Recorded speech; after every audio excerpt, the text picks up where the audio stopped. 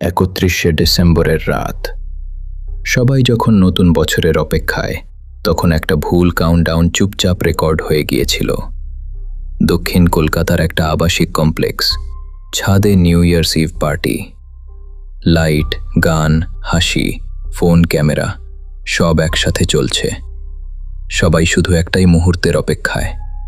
রাত 12টার, রাত 11:59। ডিজে মাইকে কাউন্টডাউন শুরু করে 10, 9, 8। ভিড় চিৎকার করে আতশবাজি হাতে রেডি।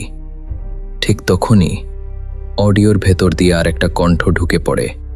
এই কণ্ঠটা ডিজের ছিল না, আর সবচেয়ে ভয়ঙ্কর ব্যাপার, এই কাউন্টডাউনটা 1 সেকেন্ড আগেই শেষ হয়ে গিয়েছিল। পরদিন অডিও আর সিসিটিভি ফ্রেম ধরে ধরে চেক করা হয়। টাইম স্ট্যাম্প বলে ওই কণ্ঠ রেকর্ড হয়েছে রাত 12:03 যখন ভিড় তখনও 1 বলেনি।